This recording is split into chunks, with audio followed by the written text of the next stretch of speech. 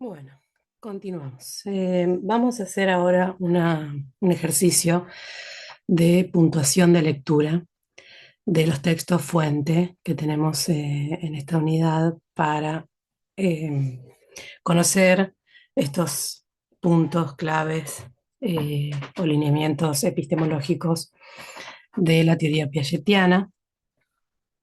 Venimos haciendo toda una contextualización en relación a ubicar esta teoría respecto de los debates con las delimitaciones conceptuales y metodológicas de otras teorías disponibles en el campo para pensar estos procesos de aprendizaje o de percepción, conocimiento y acción, como vamos a ver también que se pueden nombrar a los esquemas que son el constructo teórico clave, o uno de los constructos teóricos claves de la teoría piagetiana, junto con el de génesis de estas estructuras, ¿no?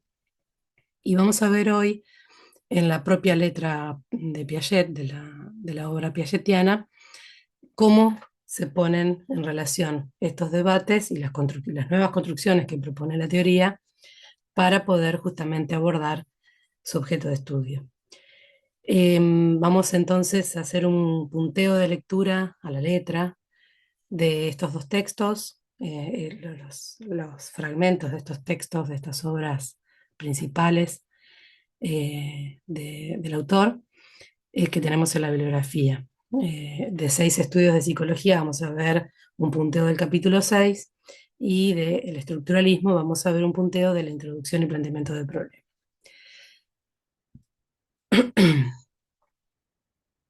Comenzamos entonces con el capítulo 6 de 6 estudios para encontrar rápidamente, ¿no? En el título, desde el título del capítulo, de qué se va a tratar este capítulo que viene, como ustedes pueden ver, después de una serie de estudios justamente experimentales y conceptuales que va realizando Piaget, sobre los cuales fundamenta y basa también sus conceptos principales, el armado principal de su teoría psicogenética, justamente. Vamos a comenzar puntualizando, ¿no? Bien a la letra, para que también ustedes puedan como ir armándose de esta herramienta de lectura que tiene que ver con puntuar en el texto las ideas principales, es algo que ya vienen haciendo, y qué queremos encontrar allí o qué vamos a ir a buscar allí. Bueno, lo que encontramos primero es una definición. Empezamos definiendo, así arranca el capítulo, no tiene demasiado misterio, ¿no? Entonces, una definición, pero que es una definición amplia, ¿sí? De estructura. ¿A qué va a llamar estructura Piaget? En esa definición amplia la va a definir como un sistema, en tanto este sistema tiene las propiedades de la totalidad, ¿no? Contiene sus elementos, las relaciones entre estos elementos y las propiedades emergentes. Esto estuvimos viendo que emparenta a esta teoría con los principales aportes de la teoría gestáltica. Pero va a agregar una puntuación importante, ¿no? Pero, insisto, veamos ahí ese conector, son sistemas parciales, va a decir Piaget, que están en relación con el organismo y con el espíritu. ¿Qué quiere decir esto? Quiere decir que estos sistemas o estas estructuras o estos esquemas que va a estudiar Piaget no corresponden a los que se estudia en biología, en fisiología y demás del organismo como biológico, ni tampoco estrictamente corresponden a las ciencias del espíritu, como se decía, en relación a la filosofía, la historia y demás, que estudia grandes sistemas, ¿no? Y no nos permite ubicar este intermedio, por decirlo de algún modo, que está en relación con ambos, pero que tiene que ver con esos esquemas psicológicos, ¿no? O mentales, depende del texto que tomemos. Como siempre decimos, las palabras, y creo que en algunos de estos textos Piaget también lo menciona exactamente así, las palabras en ciencias sociales hay que ubicarlas, sobre todo porque siempre parece que estamos tomándolas prestadas de alguna otra teoría. Entonces hay que circunscribir en esta teoría qué significan y muchas veces qué discuten con otra forma de pensar eso mismo, ¿no? Entonces ubicamos un sistema parcial que no deja de tener todas las propiedades de un sistema, de una totalidad, pero que no corresponde al gran sistema del organismo ni al gran sistema del espíritu. Si ustedes recuerdan, cuando vimos un poco la obra de Wundt, encontrábamos como esta polarización, ¿no? Los procesos psicológicos simples estudiados desde la fisiología, los procesos psicológicos complejos o superiores estudiados desde la historia, la lingüística, los mitos y demás, ¿no? Piaget va a decir, no es ni una cosa ni la otra, pero hay algo más, o en todo caso veamos cómo es esa relación. Y sobre todo, la pregunta de su investigación, ¿cuáles son las leyes de estas estructuras parciales? ¿Cómo se forman? ¿No? Son totalidades sin ser el organismo biológico ni el espíritu en relación a la cultura de una época, los saberes de una época, pero están en relación con ellas. Enseguida, entonces, vamos a encontrar la pregunta, ¿cómo se forman estas estructuras parciales, estos sistemas parciales, estos esquemas? Y ahí encontramos claramente la referencia a la teoría de la Gestalt, ¿no? La letra de Piaget. Pienso en la noción de Gestalt como un sistema de composición no aditiva, quiere decir que no es meramente una suma, y que es un sistema irreversible, es decir, que una vez que se forma como tal, esa es su forma, se cierra, ¿no? Veíamos un poco esto también con las leyes de percepción de la teoría de la Gestalt. Esa Gestalt en alemán, hace referencia a una forma, a una estructura. Pero entonces, ¿cómo se forma esa forma? Lo que ella está diciendo es que esa forma está formada, ¿no? Hay un proceso a través del cual, y ya lo está diciendo, una composición a través del cual este esquema, esta estructura, se forma. Entonces, acá encontramos junto a la metodología estructuralista, con las definiciones particulares que va a dar Piaget, ya lo vamos a ver, de este estructuralismo, encontramos la perspectiva genética. Y entonces, ¿qué quiere decir esa génesis? ¿No? Ya lo veíamos a esto también. No es cualquier cosa, no es simplemente decir que algo se forma y nada más, sino que se trata de cierta forma de transformación. No partimos de un origen absoluto, Génesis no está en relación a esa acepción de origen, no partimos de una tabula rasa o de un soplo divino, etc. No partimos de un origen absoluto, sino que vamos a partir siempre de una estructura cuyo proceso de transformación puede llevar a la formación de otra estructura más estable. Es lo que veíamos en relación a cómo se pasa de un estado de conocimiento a otro más complejo, mayor. Bueno, mayor, ¿qué quiere decir? O más complejo, ¿qué quiere decir? Lo vamos a ver ahora más en detalle. Quiere decir más estable, ¿sí?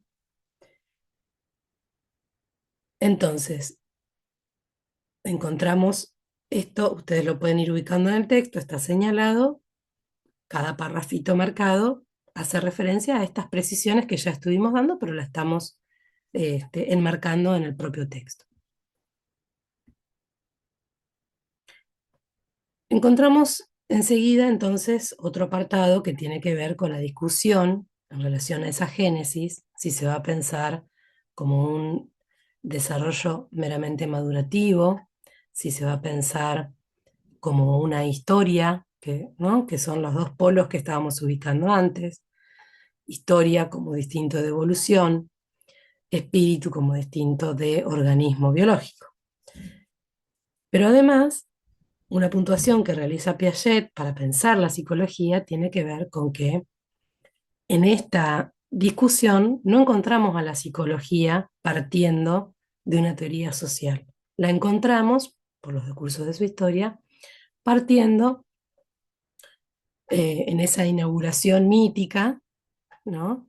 De las teorías darwinistas, que son teorías originalmente para pensar el origen y la evolución de las especies biológicas, pero que fueron transportadas para pensar las ciencias sociales. Entonces acá está marcando Piaget un recaudo, ¿no? Está prestando atención, llamando la atención sobre un devenir de la ciencia, de las teorías psicológicas, que tomó este camino, ¿no? Incluso está haciendo con su propia herramienta de lectura, está haciendo una justamente lectura de ese devenir, de ese proceso, de esa génesis.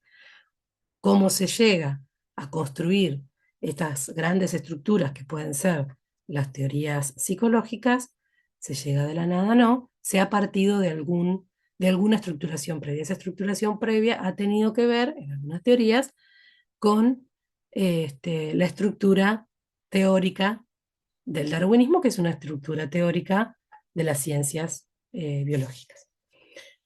Entonces, lo que encuentra ahí también Piaget es que en su desarrollo la psicología ha llegado a utilizar tarde, ha incorporado a su manera de estructurar las teorías tardíamente la dialéctica.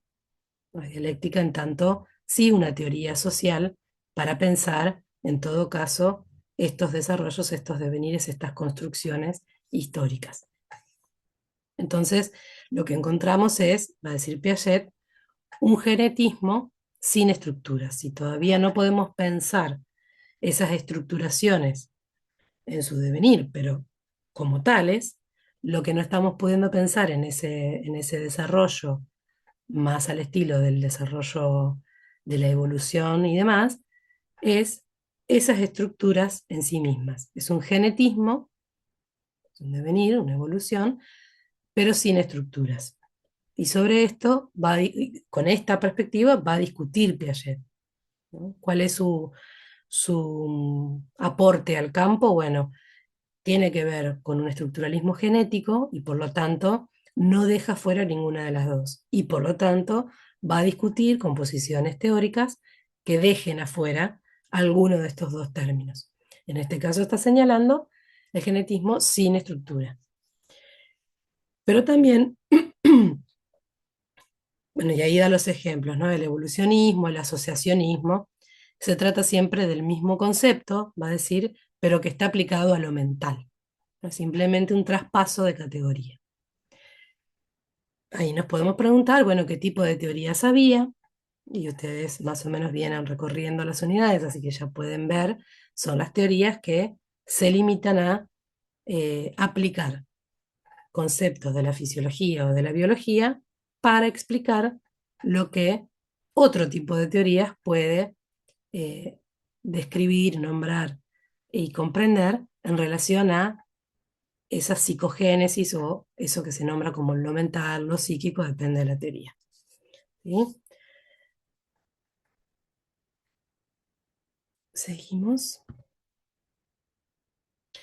Bueno, y vamos a encontrar otro debate, como decíamos, no va Piaget a construir un genetismo sin estructura, pero tampoco va a decir vamos a quedarnos con otro tipo de teorías que encontramos en el campo, que construyen o que tienden a construir o que se ilusionan con construir un estructuralismo sin génesis, ¿no? Independientemente de toda génesis. Son teorías psicológicas que partieron de formas trascendentales, esas son las que están ligadas al espíritu, y Piaget pone como en una misma serie a una lectura fenomenológica trascendental y a la filosofía platónica, ¿no? Ese mundo de las ideas separado. Bueno, hay otra manera de leer la fenomenología, como ustedes ya se estarán dando cuenta, y vamos a continuar con esto. Pero en principio, Piaget lo que está diciendo es que son teorías que en vez de partir de la dialéctica y de poder poner en diálogo estos distintos polos que se pretenden como separados, ponerlos en diálogo, ver sus relaciones, estudiar esos procesos de composición, en vez de eso han separado uno de esos polos y entonces, dado que no se quedaron con el polo biologicista, podríamos decir, se quedaron con el otro polo espiritualista en el sentido de la filosofía, ¿no? No en el sentido de ningún misticismo, pero en el sentido sí de esos saberes culturales o de la ciencia o lo que sea, porque la ciencia también es un producto de la cultura o de la filosofía, que tienen que ver con esas tradiciones que componen lo que se dice el espíritu de una época, ¿no? Algo de todo eso ha inspirado, señala Piaget, que antes dijo yo voy a tomar algo de la Gestalt, bueno, hace también una crítica, algo de todo esto ha inspirado la teoría de la Gestalt, en la medida en que se ha intentado buscar esas formas, entre comillas, puras, o esos a priori, las leyes de la percepción, un poco, en parte, señalan que hay algo de ese percibir de un solo golpe que tiene que ver con percibir una forma tal como se presenta. Sin embargo, vamos a ver, también los desarrollos de la teoría de la Gestalt se han preocupado por conocer cómo se estructura eso que se estructura. Pero bueno, hasta acá, ¿no? Piaget está construyendo su teoría, distanciándose en todo caso de las vertientes extremas de estas dos grandes maneras de abordar, por ejemplo, el pensamiento, la percepción, los procesos psicológicos, ¿no? El biologicismo o el historicismo, podríamos decir de alguna manera, ¿no? O el desarrollo empírico o el intelectualista, también lo hemos visto, ¿no? Este, muy bien. Entonces, va a decir Piaget, no nos quedamos ni con una génesis sin estructura, ni tampoco con un estructuralismo sin génesis, ¿no? Sin desarrollo. Estos son dos debates fuertes que le permiten a Piaget diferenciarse de esas maneras y por lo tanto ingresar a este campo complejo con un aporte novedoso, ¿sí? Complejizamos, entonces complejizando el campo. En este sentido, a Piaget le va a importar, como decíamos, articular génesis y estructura. Parece una pavada, una pequeña letrita, cambia toda la perspectiva epistemológica. No es génesis o estructura, es génesis y estructura. Lo que sí necesitamos es decir, bueno, cómo se compone en todo caso esta conjunción. Toda estructura, y fíjense qué importante, toda estructura presenta a su vez una génesis según una relación dialéctica sin primacía absoluta de uno de los dos términos en relación con el otro. Esta es una buena manera de definir qué quiere decir, según Piaget, que el método es estructuralista y es genético a la vez. Eh, Se puede decir de todas las maneras que venimos diciéndolo anteriormente, y acá tenemos como una frasecita cortita que si la entiendo me ayuda a comprender el armado general de la teoría. Muy bien.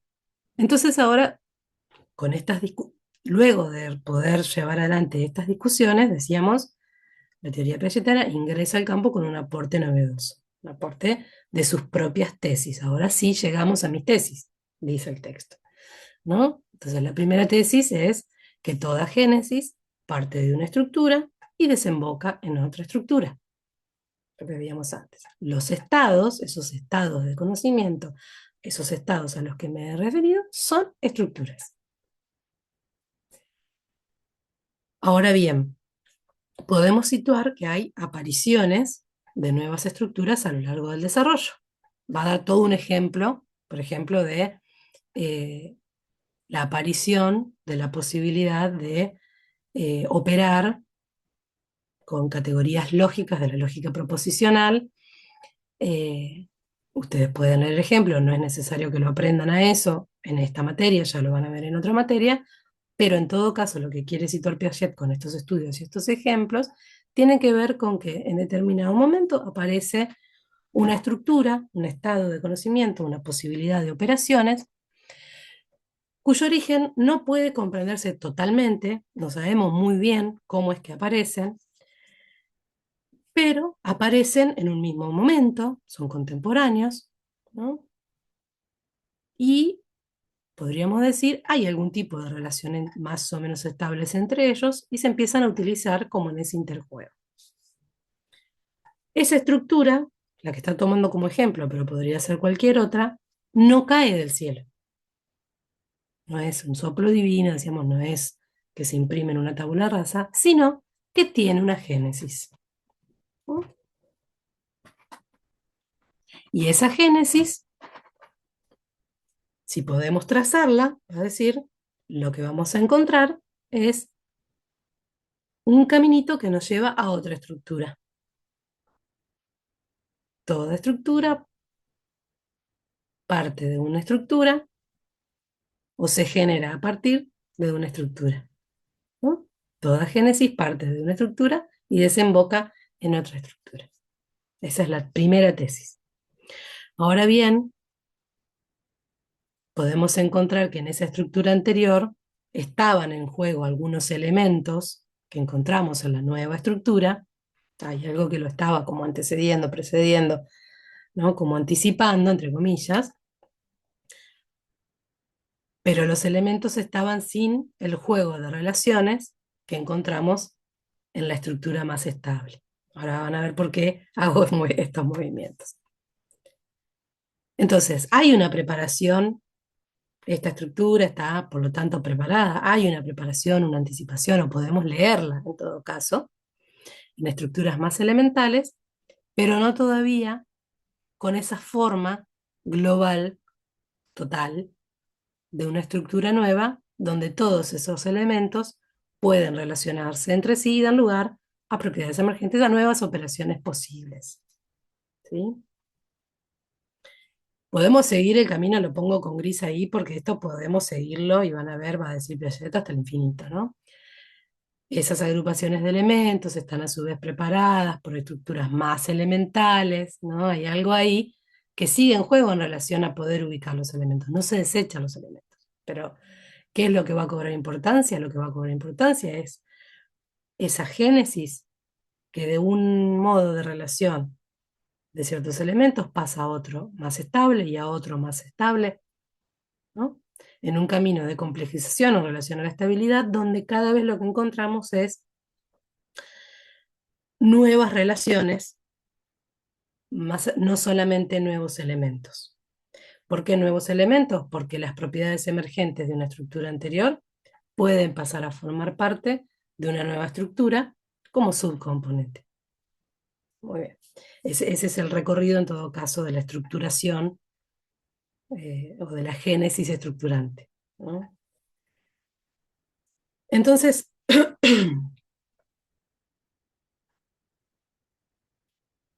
vamos a señalar aún más, ¿no? De otra manera. Dicho de otra forma, vamos a enfatizarlo aún más, dice Piaget, lo vamos a decir de otra forma. Cada vez que nos encontramos con una estructura en psicología, la psicología de la inteligencia, podemos volver a trazar su génesis a partir de otras estructuras más elementales que no constituyen orígenes absolutos, sino que derivan, por una génesis anterior, de estructuras aún más elementales y así sucesivamente hasta el infinito. En este caso, Piaget va a señalar que ese infinito, en la teoría piagetiana, no es para proseguirlo de cualquier manera. Ustedes van a encontrar en el texto, digo hasta el infinito, pero el psicólogo se detiene en cierto momento, porque lo que en todo caso hay previo a eso tiene que ver con la biología y en esto no es tan distante de lo que planteaba Wundt, ¿no? Si no nos quedamos con la lectura esa mítica de Wundt, Wundt hacía también una diferenciación, solo que muy tardíamente, y casi nadie lo pudo a esto poner como en valor, Wundt se interesó lateralmente en la psicogénesis, pero de esta manera que habíamos ubicado antes, eh, pensando que quería estudiar, en todo caso, en el individuo, la humanidad entera, el espíritu, sería. No se pueden estudiar una sin la otra. Piaget está señalando o abriendo espacio, en todo caso, para poder estudiar la psicogénesis con una teoría singularmente preparada para esto, ¿no? Segunda tesis.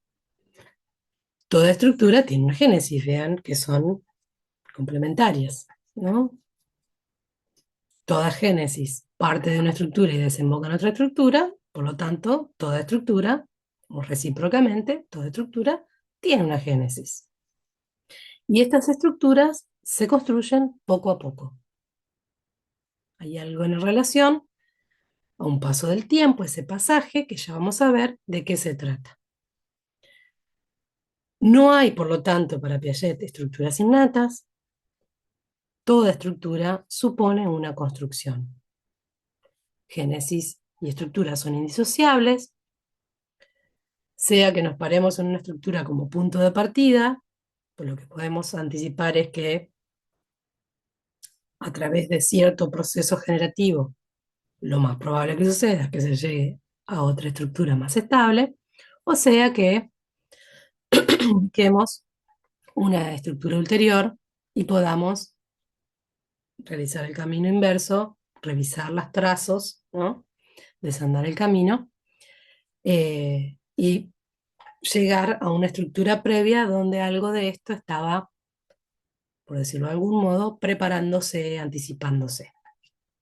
Pero entonces, bueno, tenemos que preguntarnos entre una estructura y otra. Si entre una estructura y otra ya hay un proceso de construcción, que es la génesis, bueno, ¿cómo se relaciona más íntimamente esta génesis con la estructuración, con las estructuras? ¿Qué es esa estructuración? Lo estamos diciendo, lo venimos mencionando sin señalarlo directamente, y es entonces que en esta teoría estructuralista genética hay una hipótesis de base, que es la hipótesis del equilibrio, explicitada acá en la obra que estamos viendo, en el texto que estamos viendo. Muy bien, entonces esa hipótesis hay que definirla. Para definir el equilibrio, tendré en cuenta tres caracteres. Miren, yo tengo en mi apunte señalado 1, 2, 3. Digo como ejercicio también para puntuar los textos. Nos dice Piaget, hay dos tesis, ¿no? La primera tesis es que toda génesis parte de una estructura y desemboca en otra estructura. La segunda tesis es que toda estructura tiene una génesis y hay una hipótesis que nos permite pensar la relación, dice más íntimamente esta relación entre estructura y génesis, que es la hipótesis del equilibrio. Para poder definir esta hipótesis, voy a tener en cuenta tres caracteres, dice Piaget. El primero es la estabilidad, pero es una estabilidad que no significa inmovilidad, no es estático, es estable, que no es lo mismo, ¿no? Otra vez con las palabritas. Fíjense, nos dice Piaget, como ustedes saben, tenemos ejemplos en la química o en la física, existen equilibrios móviles, caracterizadas por transformaciones, incluso en sentido contrario, pero que se compensan de modo estable, ¿no? Que se estabiliza. Entonces, este equilibrio es estable, pero es móvil, es un equilibrio móvil. ¿Sí? Este es el primer punto. Tiene una característica de estabilidad, por lo tanto, estabilidad y no estaticidad, que tiene que ver con cierta movilidad, cierta posibilidad de juego entre los elementos que de algún modo se compensan para mantener ese equilibrio aunque se mueva. Equilibrio móvil. De hecho, el equilibrio, ustedes saben, es justamente esto, ¿no? Lo que está, el equilibrio que está poniendo como ejemplo Piaget. ¿Sí? Entonces, un sistema operativo de operaciones, el que nos permite operar en el mundo, será, por ejemplo, un sistema de acciones, una serie de operaciones esencialmente móviles, pero que pueden ser estables en el sentido de que la estructura que las determina no se modifica una vez constituida. En algún momento yo ponía, lo pongo bastante, así que ya no me acuerdo cuándo, pero el ejemplo de el martillo y los clavos, ¿no? Hay algo de esa estructura que podemos hacer ahora, esta otra comparación.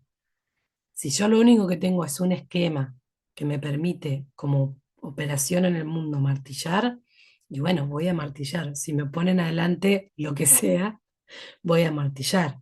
Ese es mi esquema de operación, ¿no? Mi esquema no se va simplemente a transformar porque en vez de un clavo aparezca un tornillo.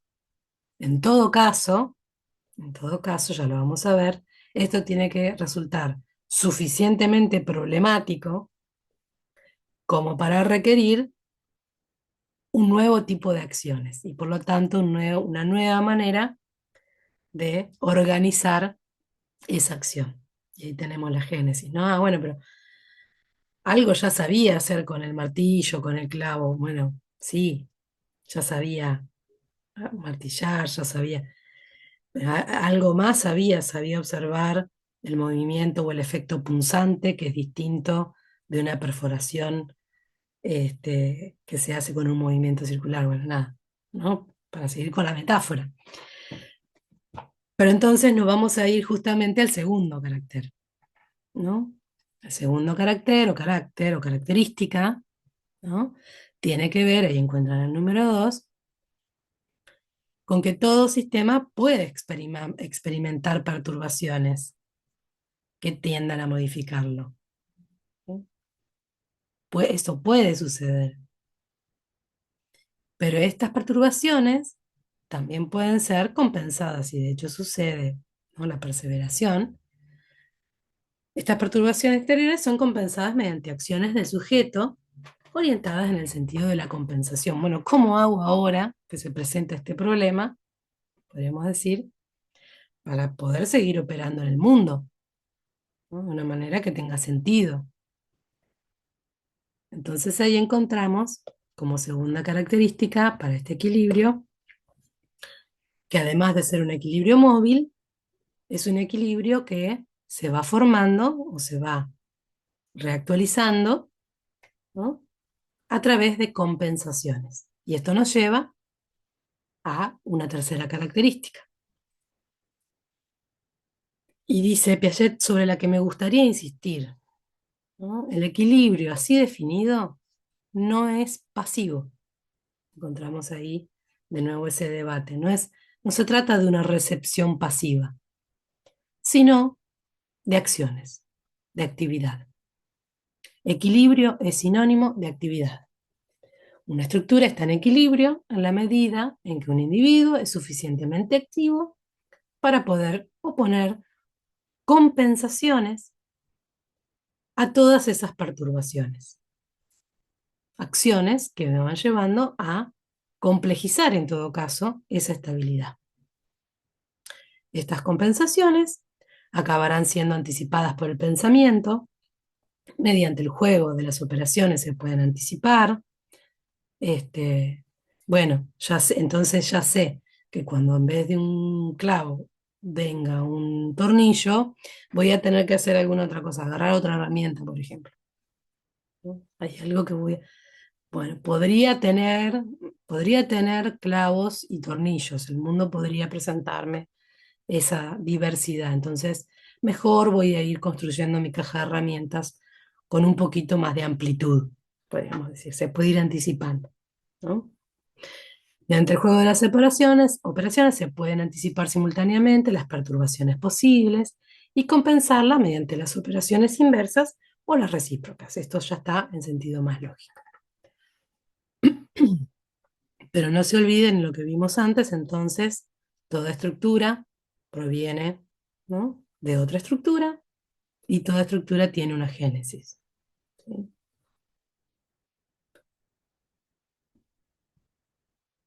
Pasamos a el otro texto fuente que tiene en la bibliografía, ¿no? Bueno, el ejercicio que estamos haciendo tiene que ver con todo lo que pudimos abrir, puntualizarlo estrictamente en la letra del texto. Si lo hacíamos al revés, creo que no se hubiera entendido nada, ¿no? Espero que de esta manera sí. Y vamos a ubicar entonces cuál es el estructuralismo, ahora que ya sabemos un montón sobre Piaget, cuál es el estructuralismo que le va a interesar, sobre todo en relación a lo que estaba dando vueltas en la época. Ustedes, esto que yo marco acá es simplemente una puntuación para estas clases, ustedes lean, porque si no, no van a entender, que está discutiendo también con otros estructuralismos que tienen que ver con la biología, con la lingüística, ya lo hemos dicho de muchas maneras.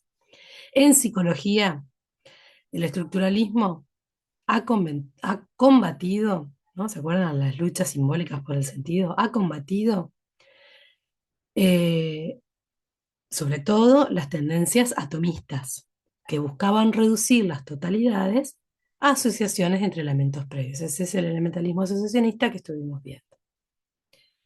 En una primera aproximación, una estructura, lo que va a tomar Piaget, voy a decir como primera medida, una estructura es un sistema de transformaciones, no un sistema de elementos. Miren el desplazamiento. Un sistema de transformaciones, que como tal está compuesto de leyes y que se conserva o enriquece por el juego mismo de sus transformaciones, sin que éstas terminen fuera de sus fronteras o recurran a elementos exógenos. No necesariamente se tiene que transformar todo. En resumen, una estructura comprende tres características: totalidad, transformaciones y autorregulación. La totalidad, como decíamos, es la forma de su propia identidad como estructura, que reúne elementos, pero no solamente de manera aditiva, que las relaciones entre sí permiten ese equilibrio estable o relativamente estable, que a través de esos distintos movimientos puede transformarse, ir generándose, ¿no? Ir enriqueciéndose, sin necesariamente dejar de ser una estructura, ¿no? Se autorregula. La noción de transformación, acuérdense, estamos introducción y planteamiento del problema, ¿no? La noción de transformación nos permite, en primer lugar, delimitar el problema. Nos da la noción de un sistema de transformación cerrado sobre sí mismo. ¿Cómo puede ser que se transforme, que cambie y a la vez se mantenga? Miren cómo se delimita el problema. Por eso no podemos decir solamente genético cambia, ni solamente es una estructura invariante. Esta es la reunión, ¿no?, de los dos términos que le permite a Piaget definir su problema de investigación.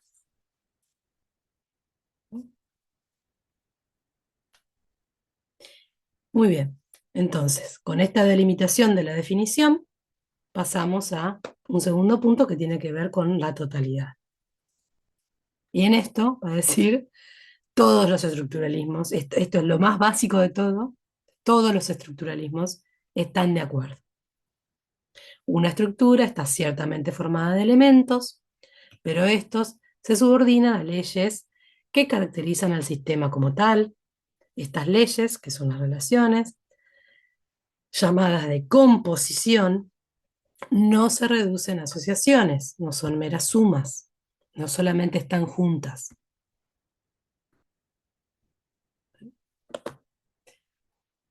No solamente se acumulan, ¿no?, acumulativas, no son asociaciones acumulativas, sino que confieren al todo como tal propiedades de conjunto, las propiedades emergentes, que son distintas a las propiedades de sus elementos. Esa es la noción de totalidad que estuvimos viendo, aportada por la teoría de la Gestalt. Cuando los gestaltistas creían discernir en las percepciones primarias una totalidad inmediata, comparable a los efectos de un campo magnético, ¿no?, ciertamente tenían el mérito de recordarnos que un todo es distinto de una simple suma, lo venimos diciendo, ¿no? Eh, pero al considerar el todo como anterior a los elementos o contemporáneo, ellos se simplifican una tarea, dice Piaget, bajo el riesgo de dejar de lado los problemas centrales de la naturaleza de las leyes de composición. Esa es la pregunta piagetiana. Está muy bien. Percibimos como un todo, de un solo golpe como un todo. Bueno, Piaget se va a preguntar, cómo es que se llega a percibir como un todo, cómo es que se percibe una figura completa, recortada de un fondo que agrupa los elementos similares, que lo que sucede más o menos contigo en el tiempo y el espacio también lo agrupa, todas estas leyes que ya estuvimos viendo. Bueno, pero está bien, pero ¿cómo se llega a componer eso? Se pregunta Piaget. Hace una pregunta más. Ahora, entre el atomismo, ¿no? De solamente reunir elementos, suma de elementos, y esa acentuación, y la acentuación de solo importa la totalidad, así como aparece, hay una tercera posición, dice Piaget, que es posible, que es propia de los estructuralismos operativos, tal es la que adopta, o esta es la que adopta desde el principio una actitud relacional, la que se va a ir a fijar en esas relaciones, según la cual lo que cuenta no es ni el elemento ni el todo, si se impone frente a, ¿no?, estas relaciones que lo hacen ser en todo caso tal. Dicho de otra forma, los procedimientos o procesos de composición son los que van a importarle a esta tercera posición, ¿sí? Esas relaciones como procedimientos o procesos, operaciones de composición. Pues el todo solo es resultante de esas relaciones o composiciones cuyas leyes son las leyes del sistema. La estructura tiene una génesis, ¿no? Ven cómo volvemos a encontrar de distintas maneras estas definiciones claves, fundamentales o fundantes de esta teoría. Entonces volvemos a leer, entre las génesis sin estructuras que suponen la asociación atomista, a las cuales nos ha habituado el empirismo, y las totalidades de forma sin génesis, que se exponen así constantemente a caer en el terreno trascendental de las esencias, de las ideas platónicas o de las formas a priori, el estructuralismo está llamado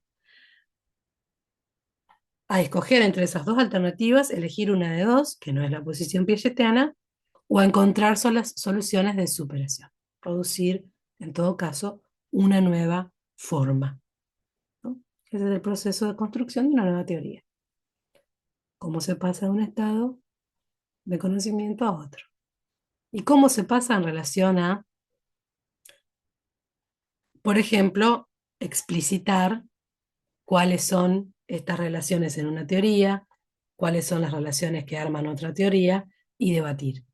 Y decir, ni esto, ni esto. O bien veamos cómo esto y esto, y no esto o esto, ¿no?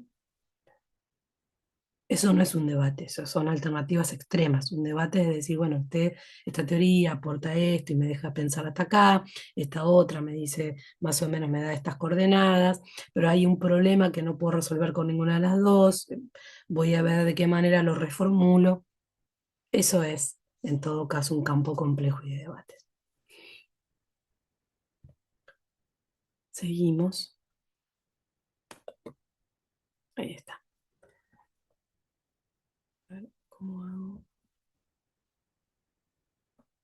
Tengo un panel acá que no me deja ver lo que les marqué.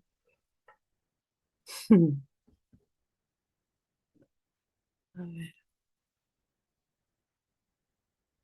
vamos para atrás. Ah, ya sé lo que puedo hacer. Esperen un momentito. Vamos para acá. Ahí está. Bueno, este es el sentido de estructura, en el sentido contemporáneo del término, y es que se trate de un sistema de transformaciones y no de una forma estática cualquiera. Ya lo habíamos visto, simplemente quería saber por qué se los había marcado. Esta es la posición piagetiana. Muy bien, entonces, esas son las transformaciones, ¿no? No solamente la totalidad, sino las transformaciones, la totalidad era el punto anterior. Las totalidades estructuradas son entonces estructurantes. Y esto es clave, lo van a ver, bueno, lo estamos viendo en esta materia, pero también lo van a ver un cachito más adelante en Fundamentos de Sociología, por ejemplo, con la noción de hábitus de Bourdieu, van a ver también la teoría de las estructuras de la vida cotidiana, em, que son derivas también de la fenomenología.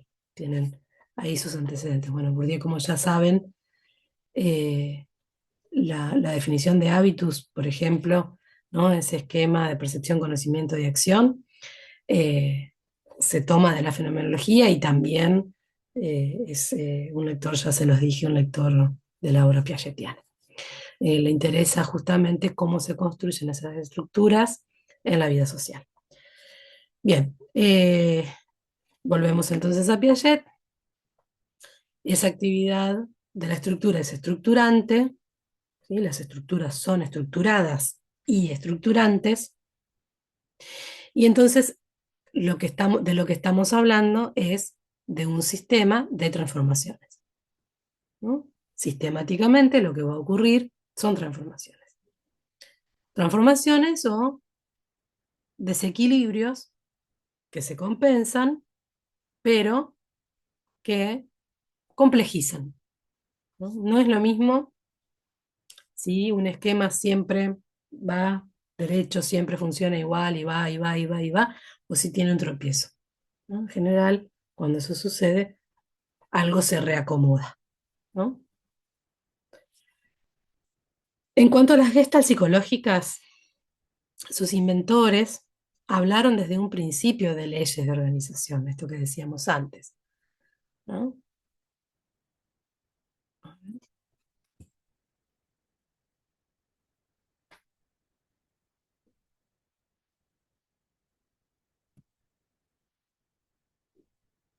Ahí está. Leyes de organización, entonces, ya habíamos visto en la teoría de la Gestalt, ofrecíamos esas leyes como primeras conclusiones de esta teoría, no son las últimas, que organizan esa totalidad y transforman lo que sería el dato sensorial. La discusión, lo podemos poner a mi modo de ver de otra manera que es un poco más acorde a lo que estamos tratando de pensar y construir.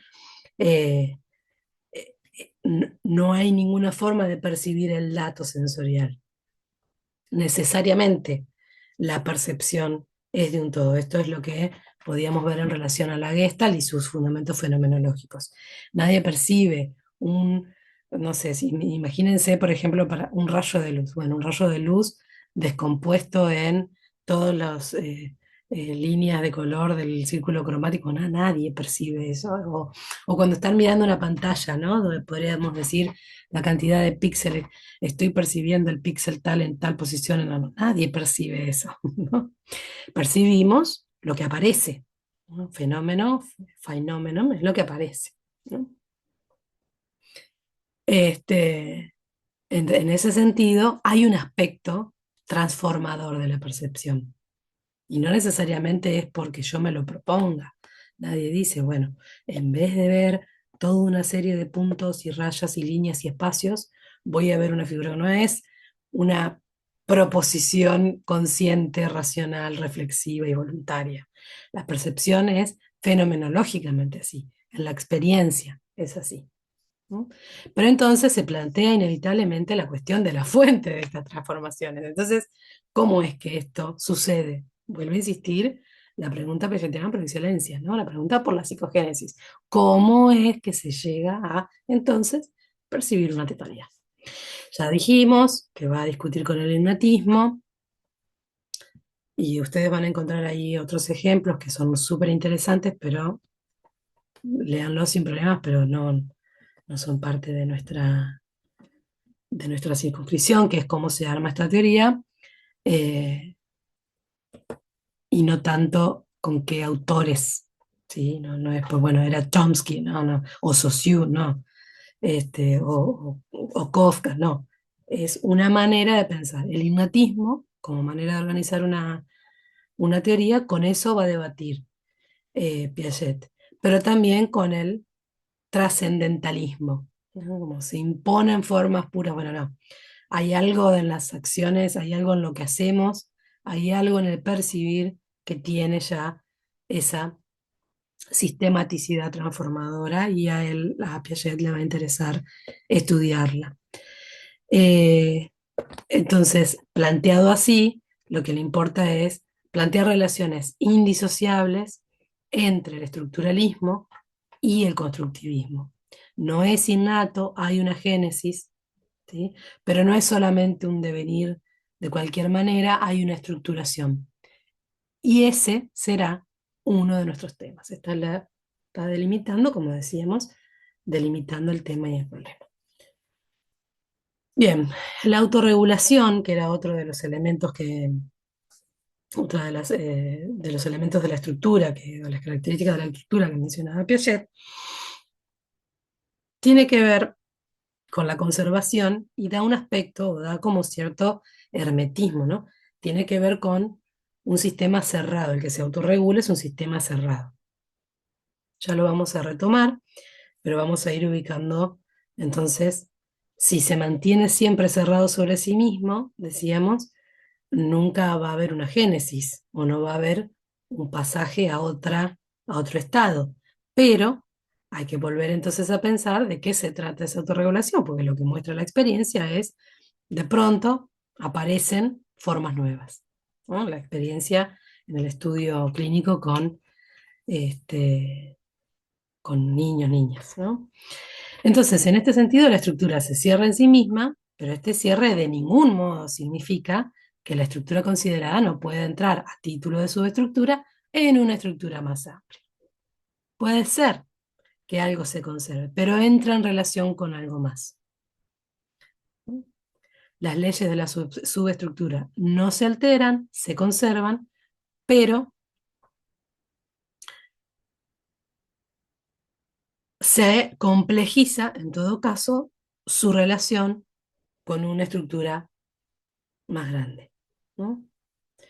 La autorregulación procede mediante operaciones bien reguladas, esas compensaciones que van haciendo este equilibrio móvil, reglas que son las leyes de las leyes del orden de las leyes de la totalidad de esa estructura, que le dan sus propiedades y esas las mantienen, no las pierden.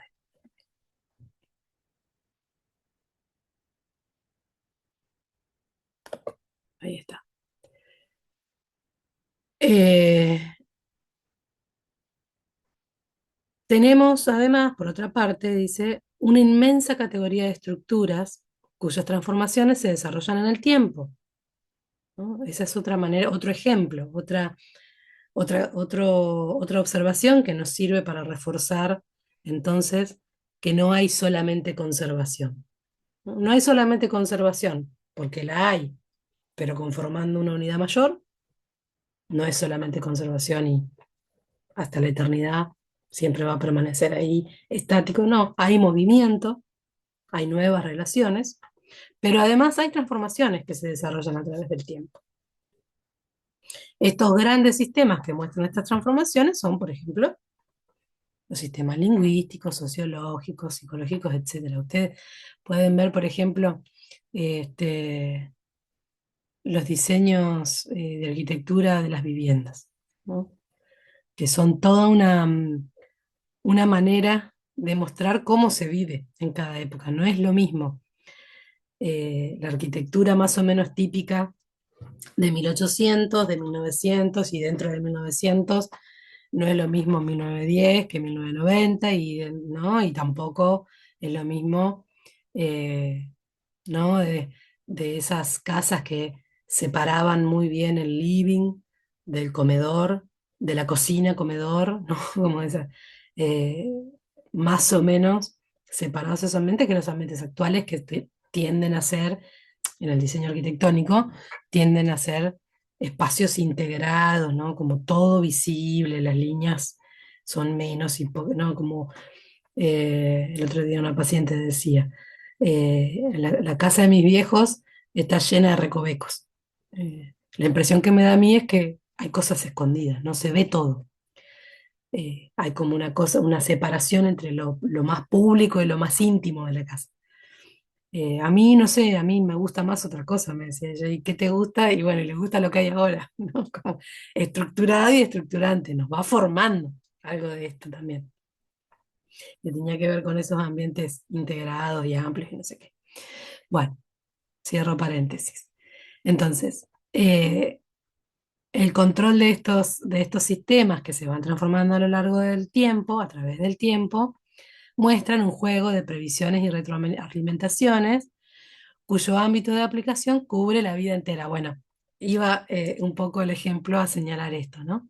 Toda la vida está siendo estructurada y estructura a la vez, ¿no? Eh, si le pregunto si esta muchacha fuera arquitecta, va a estructurar además una vivienda, ¿no? Y va a marcar como el resto de la gente que hace esto en este momento, en este lugar, a estructurar la vida cotidiana. Eso estructura la vida cotidiana. Nos dice qué se comparte y qué no se comparte, por ejemplo, qué es público y qué es íntimo, qué es privado, ¿no? En ese sentido, muy acotado al hogareño, ¿eh? Es un ejemplo muy chiquitito. Bueno, por último, las regulaciones en el sentido habitual del término parecen proceder de mecanismos estructurales aún más simples, a los que es imposible negar el derecho de acceso al ámbito de las estructuras en general. Y fíjense qué observación hace Piaget. Por ejemplo, son los mecanismos del ritmo que se encuentran en todos los niveles biológicos y humanos. El ritmo. El ritmo puede ser estructurante. Da el ejemplo del ritmo circadiano, que es un ritmo biológico de la vigilia y el dormir, y ustedes piensan que la alteración de estos ritmos, por ejemplo, para alguien que estudie o que se dedique a la psicopatología, en general, los trastornos incluyen alteraciones en los ritmos del sueño y la vigilia. Como se dice en criollo, no dormir nos vuelve locos, ¿no? O como dicen en general algunos psiquiatras con los que en general puedo trabajar o que me gusta trabajar, hay uno de ellos que tiene una frase clave, ¿no? Cuando tiene enfrente a su paciente y todo va de mal en peor, eh, y entonces, como él no se va a dedicar a la escucha de todo el contenido, que puede ser en ocasiones un contenido delirante, pero que es algo que aparece en la consulta, este, porque estamos conversando, él le suele decir, bueno, yo como persona te entiendo, pero como psiquiatra es innegociable, hay que dormir. Como persona te comprendo. Como ser humano empatizo, pero como psiquiatra lo siento, hay que dormir, ¿no? Como hay algo de esos ritmos que también pueden ser estructurantes o desestructurantes, ¿no? Cuando decimos estructurante, estamos haciendo referencia a lo que se puede armar en un sentido o en otro. Entonces, ritmos, regulaciones y operaciones son tres procedimientos esenciales de la autorregulación. Pero conviene aún, al menos desde el punto de vista de la construcción de nuevas estructuras, distinguir dos grados de regulaciones. Unas permanecen al interior de la estructura ya construida o casi acabada y constituyen su autorregulación, ¿no? Hacen que ese sistema pueda mantenerse como tal, ¿no? Culminando en las etapas de equilibrio y su autorreglaje, regulación en el sentido de la regla, de la relación eh, que ordena, que organiza, ¿no? Los otros intervienen en la construcción de nuevas estructuras. Hay dos tipos de regulación: las que conservan a la estructura como tal y las que dan lugar a las interacciones a través del feedback, como decíamos, ¿sí? Y generan nuevas estructuras englobando a las precedentes e integrando, no es cualquier cosa, no es una suma integración, bajo la forma de subestructuras en el seno de estructuras, bueno, más amplias, más vastas. Bueno, hemos, como ven, llegado al final de esta puntuación, que por supuesto eh, no está eh, sin entrar en relación con todo lo que estuvimos viendo antes. Entrar así directamente a la letra hubiera podido no significar nada con todo el trabajo previo, espero, espero que sí se puede entonces leer el texto piagetiano, el texto fuente, con esas coordenadas de lectura que nos van a permitir comprenderlo. Hasta aquí el ejercicio entonces con los textos fuentes. Nos vemos la próxima clase.